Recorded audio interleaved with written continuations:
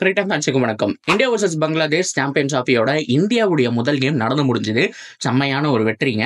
ஆக்சுவலா ஒரு டம்மி கேமா போகுங்கிற மாதிரி நம்ம எதிர்பார்த்தோம். 35 ரனுக்கு 5 விக்கெட் போனதுக்கு அப்புறம் என்னடா டீம் பங்களாதேஷ்ங்கிற மாதிரி தான் தோணுச்சு. ஸோ ஹிருதாய் அவர் மூலியமா பார்த்தோம் அப்படின்னா ஒரு டஃப் கொடுத்தாங்கிறதுல மாற்றம் கிடையாது.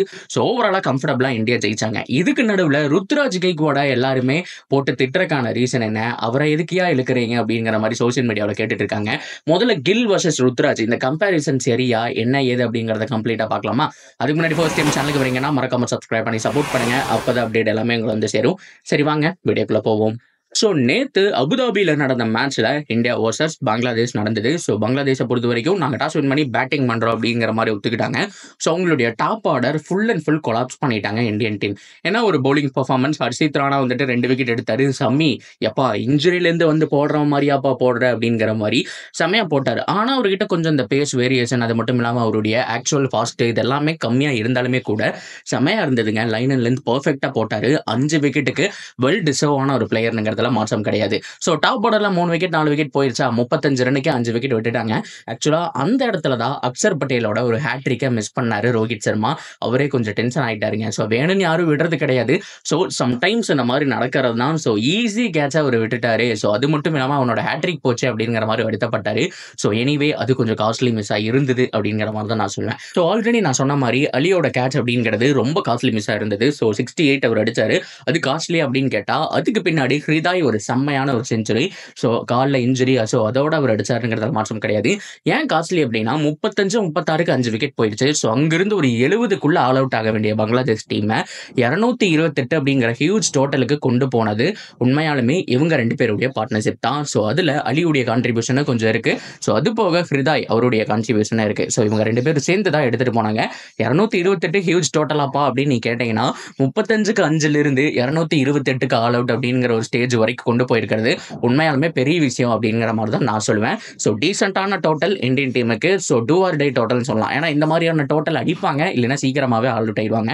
ஸோ இந்தியன் டீமுடைய பாயிண்ட் ஆஃப் வியூவில் என்ன நடந்தது அப்படின்னா, ஸோ ரொம்ப முக்கியமாக ரோஹித் சர்மா ஆக்சலரேட் பண்ணி கொடுத்துட்டு போயிட்டாரு. 41 அப்படிங்கிற மாதிரி டக்குன்னு பவர் பிளேவை மேக்ஸிமைஸ் பண்ணி கொடுத்துட்டு போயிட்டாரு. ஸோ அதுக்கப்புறம் வந்து விராட் கோலி, ஸ்ரேயாஸ் ஐயர் யாருமே நிலைக்கல. விராட் கோலி நல்ல செட்டில் ஆகிற மாதிரி இருந்தது. 22 அவுட்டு. ஸோ அதுக்கப்புறம் 15 ரன்னுக்கு வந்துட்டு ஸ்ரேயாஸ் ஐயர் அவுட்டு. ஸோ பெருசாக எதிர்பார்த்த ஒரு ரன் வரல. அதனால அக்சர் பட்டேலை ப்ரொமோட் பண்ணாங்க. கொஞ்சம் ஆக்சலரேட் பண்ணி ஆடுறா, ஸோ கட்ட போட்டு ஆடு பிரச்சனை இல்லைன்னு சொல்லும்போது ஸோ அவர் ஓரளவுக்கு நல்லா ஸ்டார்ட் பண்ற மாதிரி இருந்துச்சு. அவரு விக்கெட் கொடுத்துட்டு போயிட்டாரு. ஸோ ஃபைனலாக சுப்மன் கில் அண்ட் KL ராகுல் இந்த மேட்சை முடிச்சு வச்சாங்க. சுப்மன் கில் அபாரமான ஒரு செஞ்சுரி. ஏன்னா ஒரு பிளேயருங்க, இந்த ஜென்ரேஷனோட பெஸ்ட் பிளேயர். ஆனால் இந்தியன் டீமுக்குள்ள பிளேயர்ஸை கம்பேர் பண்றதை முதல்ல நிறுத்தணும். ஏகப்பட்ட பிரான்சைஸ். ஸோ RCBயோட சில ஃபேன்ஸும் பார்த்தீங்க அப்படின்னா அவருடைய கமெண்ட்ல போய் ஸோ மற்ற போஸ்ட்ல போய் ருத்ராஜ் இதை பண்ண முடியாது, ருத்ராஜ் என்ன வேஸ்ட், டோட்டலாக வேஸ்ட் அப்படிங்கிற மாதிரி சொல்லிட்டு இருக்காங்க. ஸோ பொதுவாக ஒரு ஆளுக்கு சான்ஸ் கிடைச்சாதானே எல்லாமே பண்ண முடியும். ஸோ இன்னைக்கு சுப்மன் கில் 100 அடிச்சிருந்தாலும் ஸோ போன வருஷத்துல பெரிய ரெக்கார்டு ஒன்றுமே கிடையாது. புவர் கிரிக்கெட் தான் போன வருஷம் ஆடினாரு. அவ்வளோ பெரிய ரன்ஸ் எதுவுமே வரல. ஆனால் இந்த வருஷம் தான் ஒரு செஞ்சுரி, அதுக்கப்புறம் மறுபடியும் ஒரு செஞ்சுரி போட்டிருக்காரு இல்லையா, அதை நம்மளால பார்க்க முடிந்தது.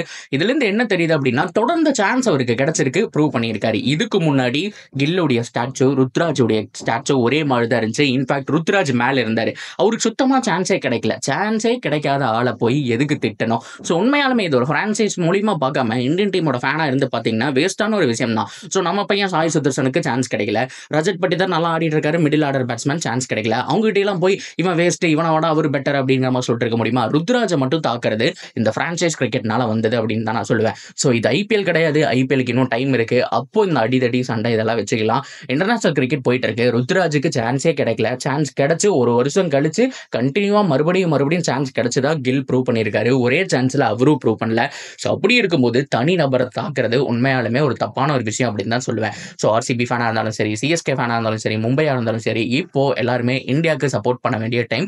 ஸோ இருக்கக்கூடிய பிளேயர்ஸை கொண்டாடுவோம். கில் உண்மையாலுமே தரமான பிளேயர், அதில் மாற்றம் கிடையாது.